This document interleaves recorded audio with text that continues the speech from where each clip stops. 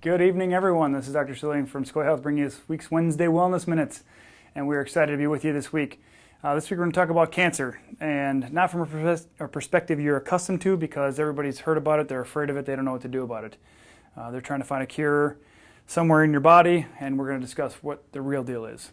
Before we get there, I just want to let you know what we're going to cover tonight. We're going to talk about what cancer is, how it's diagnosed, who has it, how it thrives in your body, why it's here. It's not by mistake. You're going to find out pretty quick.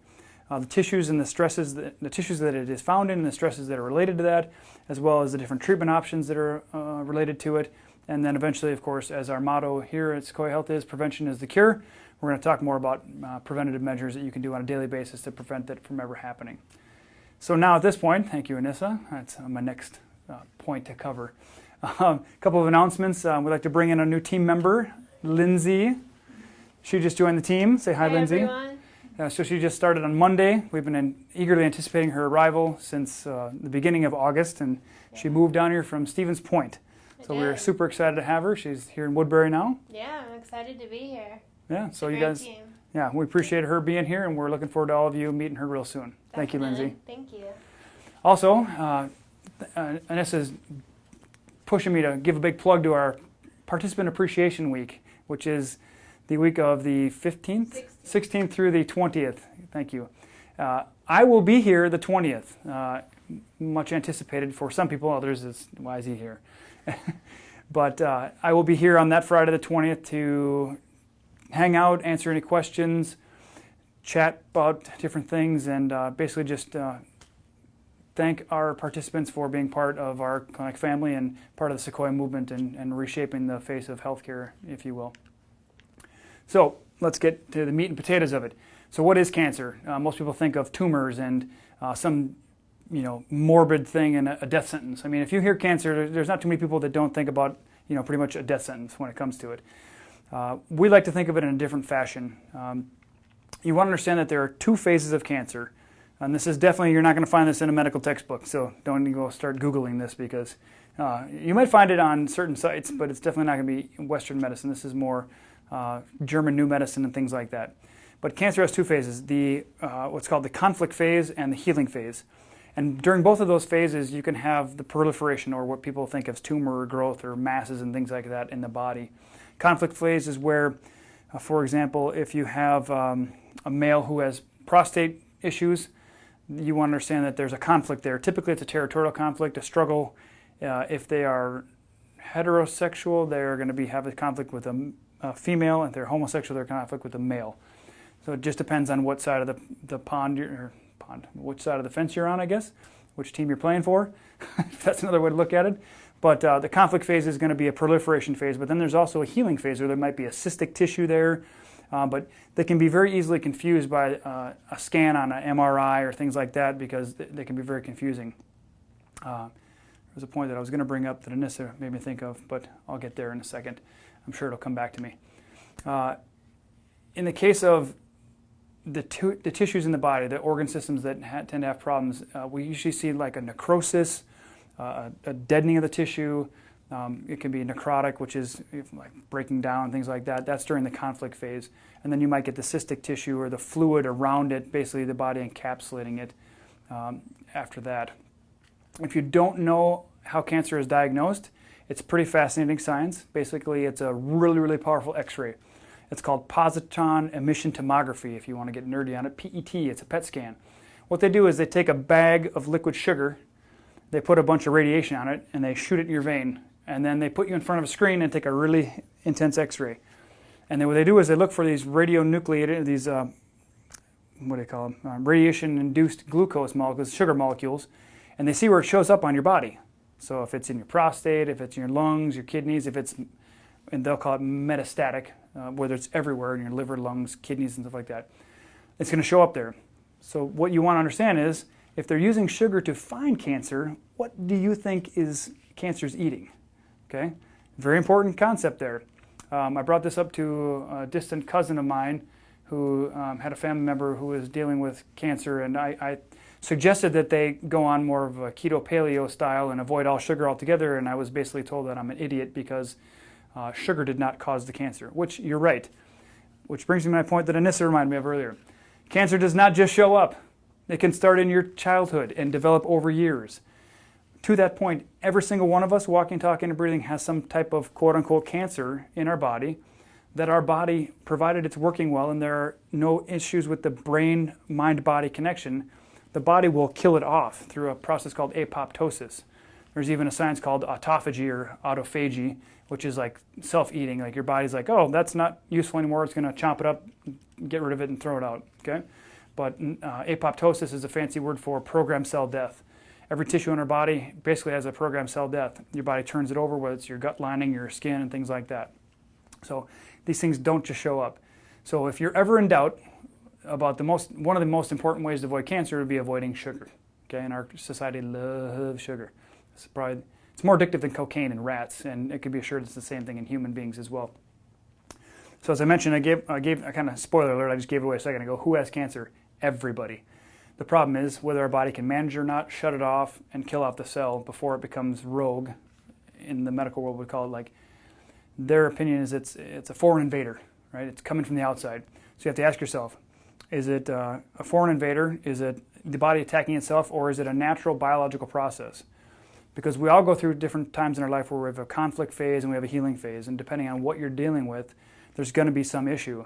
And I've heard it before, and I'm sure I'll hear it again, and people say, well, I don't have cancer just because of a problem I had when I was younger. Well, that may not be the only thing, because remember, not one thing causes any one thing. It takes an accumulation, right? How does a tornado start? Well, you have a hot air mass and a cold air mass, and they hit each other at the right vector, and it starts creating a vortex, and it spins. And the short answer to that is during the right conditions. When the right conditions are prevalent, a hurricane starts, a tsunami happens, an earthquake happens, hurricanes, the whole 9 yards. So it's not a genetic mistake.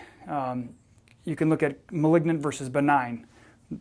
Who's to say what's malignant and who's to say what's benign? Like you could have a quote-unquote benign fatty cyst, but what's to say that couldn't develop into what medical world would call a malignancy?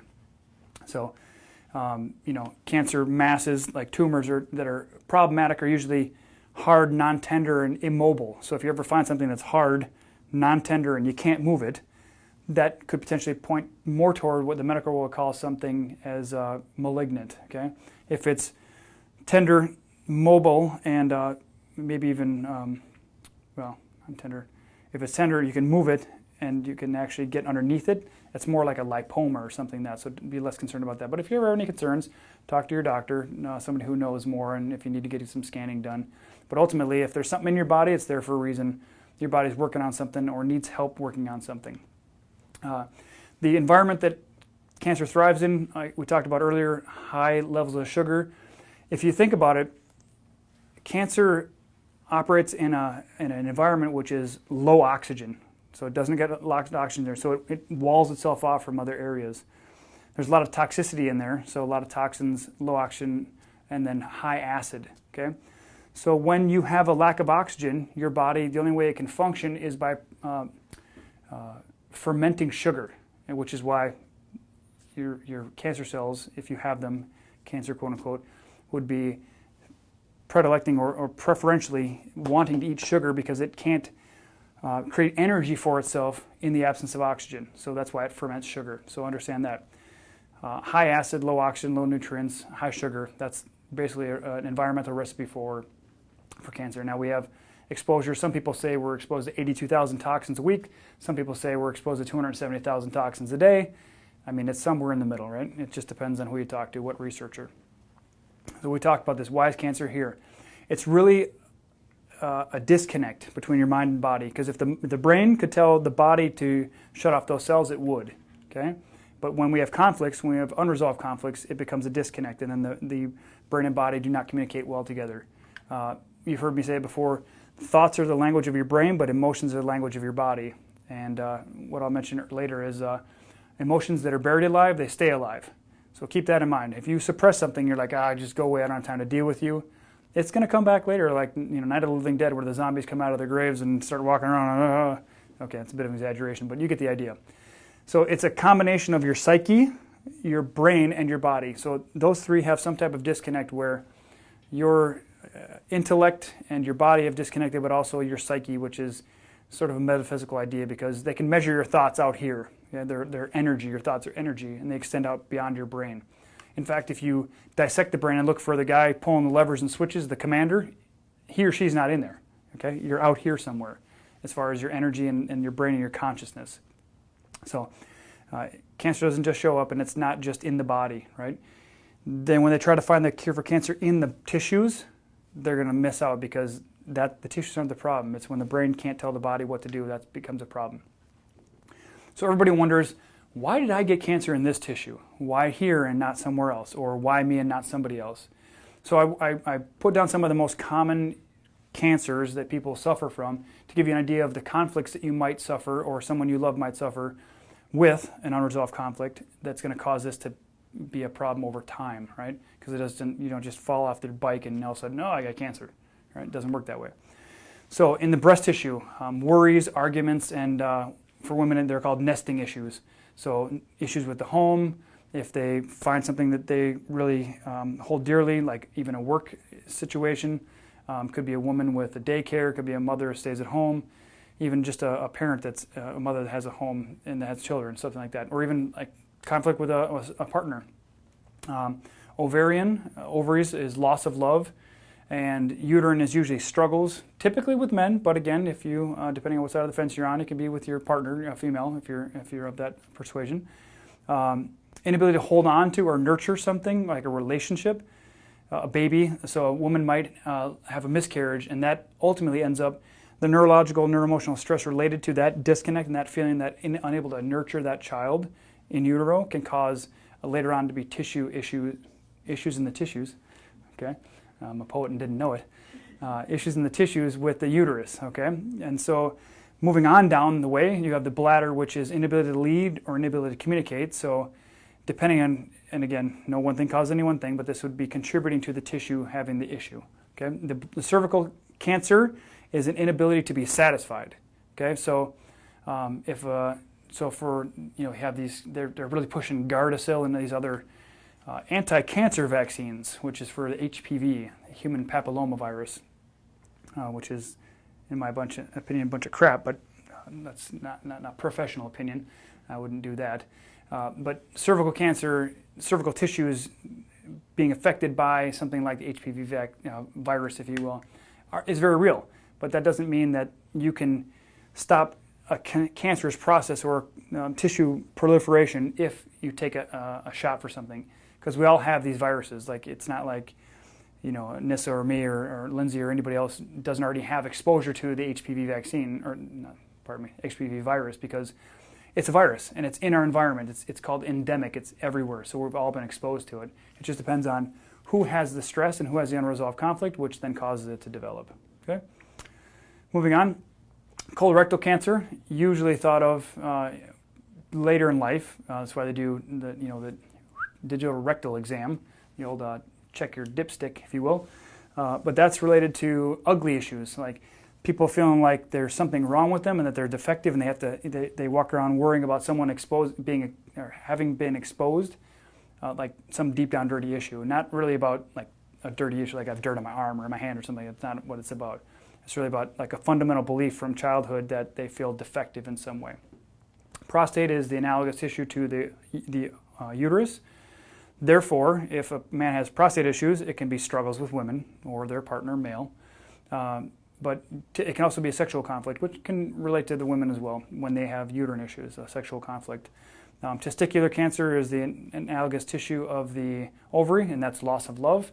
So, for example, a woman who develops ovarian cancer could have had a deep separation, a brutal separation from someone in their life, and that could develop or cause a feeling of loss of love.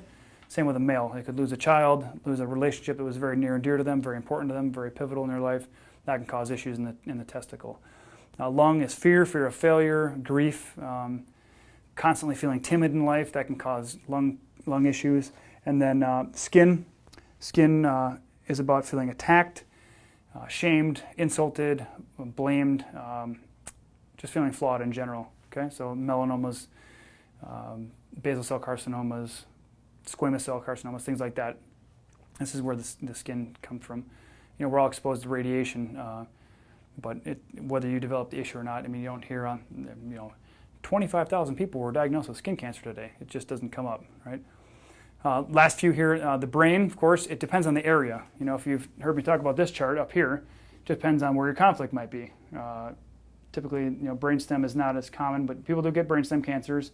Occipital lobe for visual issues. Maybe they saw something traumatic as a child and it started developing a cancer in their occipital lobe, as an example. Fear is the frontal lobe in the frontal cortex here, the seat of all human intelligence that makes us the top of the food chain. Eyes could be the need for attention, fear that they can't shake off, so they had an experience where they saw something and it was so traumatic that they can't ever shake that fear. That tissue with stress in the brain can get lodged in the eye.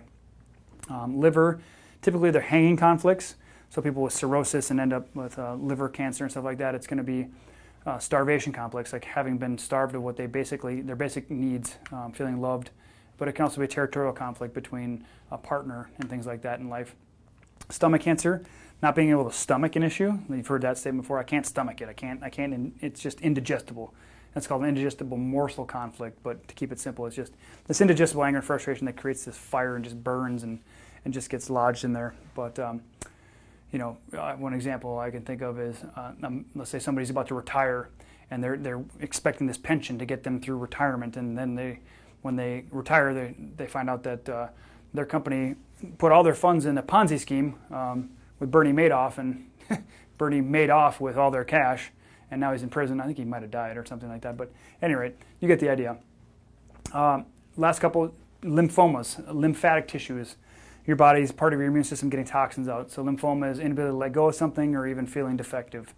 Leukemia is feelings of worthlessness or uselessness. It can be related to leukemias, which is a blood disorder. Blood is a connective tissue, so that can be relevant there. Typical medical treatments for cancer are chemotherapy, radiation, and surgery, right? If they can't kill off the tissue with the toxic injections or the radiation, they're going to try to cut it out, and hopefully they get it all. Problem is, when they cut it out, they leave scar tissue behind, which can then feed into more growth of other tissues. It can cause spreading of the cells that they're trying to get. They always wonder, they went and did brain surgery, and they said, we really hope we got it all. Well, you can't get it all because you can't cut out the conflict that the brain has that's leading to the tissue issue anyway. But just understanding that, chemotherapy and radiation, they're really good at killing off the cells, but the problem is they tend to kill the host in the process. So you're kind of throwing your life into the mix there. But when you go into the medical world, there's not too many options. Okay, so you want to understand that these things are actually cytotoxic, which means they're toxic to your cells. And so if you ever know anybody who does chemo and radiation, the first thing you should have them do is coffee colonics, because they need to supercharge their liver's ability to get garbage out. So coffee colonics should go hand in hand, and they used to use them. In fact, the Merck manual, which is what we all study when we're in school, and the treatments they used to use, it used to be the coffee colonic, or coffee enema as it's known, it used to be in the Merck manual until I think it was the 50s, and they pulled it out. Probably because it was too effective. And God knows we don't want anything that's effective in there, so we pull it out. But when you think about the immune system, it's not like these are malignant cells, these are cancer cells. You've heard me say when the mind is clear, there's no issues with the microbiome. So there are no such thing as malignant microbes. When the mind has conflict and it's disconnected from the microbiome and the body, these things are going to create problems potentially because your body can't balance them. So understanding that the brain is not acting irrationally, it's actually acting very deliberately. So anything that happens in your body is done by design. So a quick case study just so you understand. Here's an application. So let's say a woman develops breast cancer and they find a tumor, and it's interesting because depending on what dominant side they are, typically if a woman's right-handed, they'll develop a tumor on their left breast and so on and so forth, as an example. But medical world's worried about, we don't want it to be malignant, we don't want it to spread and things like that. We don't want it to metastasize to distant organs. But they can never really find cancer in the blood. Like you pull the blood out, like where's the cancer? So if they have these metastases, it's not like a chunk just plopped off, floated around, got stuck somewhere else, right? So there are multiple conflicts in the people that have the metastatic cancer. So you want to appreciate that. Let's say a woman had a child, okay, and they had a loss, like we talked about it, the deep separation loss and the tearing away and the inability to nurture that child, so that can develop the uterine stuff. But now you're faced with, I have a tumor, and now the medical world wants to cut it out. So there are different conflicts that you can face with these. Like now I'm facing disfigurement conflict. Now they might want to cut off, or lumpectomy and things like that. So cutting off part of the breast or the entire breast itself, the mastectomy. It could be a self-evaluation conflict. Now I'm diseased, there's something wrong with me, and I have a self-evaluation conflict. It can be an attack conflict. Now I have this internal attack and I feel like my body's out of control. And then ultimately there can be the death fright conflict, which is related to, I have the death sentence. I've been told I have cancer, and now here we go, okay? So what you always want to appreciate about cancer is either you have to roll over and die or get really pissed off and say, not on my watch, this is not going to happen. I'm going to fight this tooth and nail. I'm going to figure out what I need to do. I'm going to see who I need to see. I'm going to resolve the conflicts. I'm going to start, giving forgiveness like I wish I had and stuff like that. But getting to the most useful things for you, which is the prevention part. So simple stuff. I mean, exercising. It doesn't have to be crazy. You don't have to go do HIIT training every day, high intensity interval training. You do walking. Walking's great. Get your blood flowing, get the toxins out. Keto, if you have cancer, certainly ketogenic diet is most commonly associated with epilepsy and things like that, but it's very good at keeping these things under control until you can figure out what's going on. So starve it of all sugars. 50% of protein is going to break down into amino acids, which will then turn into sugar through your body's processes. So you want to keep relatively low protein. So ketogenic diet is really high. One of the fads now is the keto diet, right? But you want to appreciate that that's going to starve cancer cells. So there has some benefit, but it's not really good for long term. Okay, people's gallbladders can't handle it. Their digestive systems can't handle all that fat and stuff like that. So you want to have a modified keto, modified paleo. So that's why we have what's now we call the anti-inflammation, anti-autoimmune diet. It used to be called the Vitality Food Guide, but people are like, what does that mean? So we'll go anti-inflammation, anti-autoimmune. Meditation and gratitude. You cannot really find a person that can hold two feelings of anger and frustration, resentment and disappointments, and gratitude at the same time. So when in doubt, when you're laying in bed at night trying to fall asleep, if you don't fall asleep before you hit the pillow, then think about 5 things you're grateful for.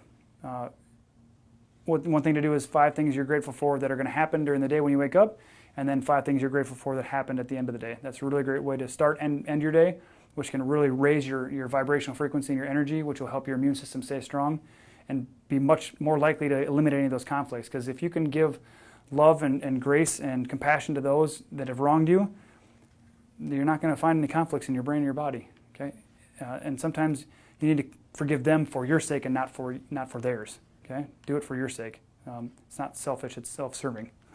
So, stress reduction is a great one. Do neuroemotional work, like we mentioned. We always use QNRT as our biggest tool there. So get the conflicts resolved through some type of functional neurology, so you can connect the brain with the body. One in need, you can use a product called Orasol. Aura and then SOL, which is really great. It's like a Trojan horse. It's this sugar molecule that, of course, the cancer sucks it up, and then it releases an enzyme and causes a reaction within there. So it basically dissolves and starts breaking down the tumor from the inside. So we call it the Trojan horse. So if you have any questions about that, feel free to email us or call for that. Hyperbaric oxygen therapy, HBOT, awesome. 100% oxygen in a hard-sided tank. Increase the pressure. When you have high oxygen, cancer cannot survive because it walls itself off. So if you have 100% oxygen breathing and you have increased pressure, atmospheric pressure, you're going to drive that into the tissues, and that's going to be something that's going to be very beneficial for people suffering from this type of challenge. That's something we're working on getting here. We don't have it yet, but it's in the process, and I'm sure my team's like, oh God, here we go again, another thing. But we have to give you the tools you need in order to heal. And I'm not going to stop, and neither are they, until we have everything we need to cover everything, every base. Okay? Alkaline living. Eat your fruits and greens. It's pretty simple. Don't go crazy with the fruits. Eat a good portion of fruits, maybe 1 to 2 a day, but definitely eat your greens. A lot of leafy greens is going to alkalize your body. And stay away from processed foods, anything that's flour-based, a lot of sugar, a lot of refined oils. Just stay away from it. Generally, if it's in a box, you don't want to touch it. Box or bag or something you can buy. Costco, Sam's Club, Cub, Whole Wallet, whole Paycheck, Whole Foods. Doesn't go bad. Yeah, if it doesn't go bad, like you go to McDonald's and buy a hamburger and put it on a plate and let it sit there for 17, 18 years and it doesn't change, doesn't mold, doesn't decay, not a good idea. Yeah, just a word of the wise. Toxin avoidance, the things you put on your skin, the things you breathe, the water you drink, things like that. You know, there's a ton of cancers in Lake Elmo and Oakdale and Woodbury thanks to supposedly 3M poisoning all the ground from dumping their chemicals here. There are lawsuits against them, but it's not just one thing that caused any one thing, because otherwise we'd have 50 people a day raising their hand like, I got cancer. Must be 3M. It doesn't work that way. It's not always that, but it's certainly contributing to it. It's predisposition, susceptibility to it.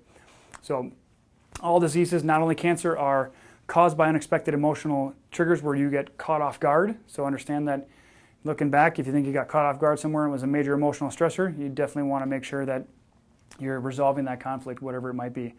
And as I mentioned before, emotions that are buried alive are definitely staying alive.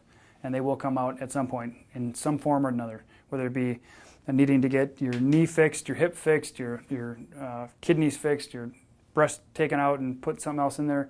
If you don't deal with it, it's going to come back and get you at some point. So don't think you can avoid it. Always understand you can heal cancer. You can heal cancer. You can't fight it though, because it's not like you're taking on Goliath outside of you, right? This is it's an inside job. Cancer doesn't come from outside of you. It's not something for an attacker. It develops inside your body for a specific reason. You got to figure out what that is and help it heal and help reverse the process. So let us know what your questions are about you or your loved one. We won't be able to answer it specifically, but we'll give you some general guidelines about what could help them, what it might be related to, and things like that. Please share this with your friends and family. Do them a favor. Help them understand that they don't have to live in fear of cancer, like, oh my gosh, it's a foreign invader attacking me from the outside. That they need to take command and ownership of their health and own it and say, you know what, I don't know what I did across my lifetime to develop it, but if it can be made, it can be undone. So you always want to appreciate that. I don't think they have a thumbs down button yet, but if you liked it, give it a thumbs up. Whatever your comments are of support, if there's things we can improve upon, I mention this every week, please let us know, because we want to do this as a benefit for you and give you that information. Topics for the next Wednesday Wellness Minutes or whatever you want to hear about, let us know. We're happy to speak about any topic that is of interest to you, as you've seen from past Wellness Minutes. And last but not least, another plug for the Participant Appreciation Week. And then, of course, the Participant Appreciation event on September 20th from 1 p.m. to 6 p.m., where we'll be here, we'll have food, we'll have different vendors here, biological dentist, trying to get a water guy here. We're getting RAR bar here. A bunch of people are going to be here, okay? So please come and join us. It's for you, so you don't have to be an active participant here. If you want to come and check it out, that's going to be open to the general public. That's what we're here for. We're a resource for the community at large. So with that, I will sign off for this week, and we'll look forward to seeing you next week for the Wednesday Wellness Minutes. Bye, guys.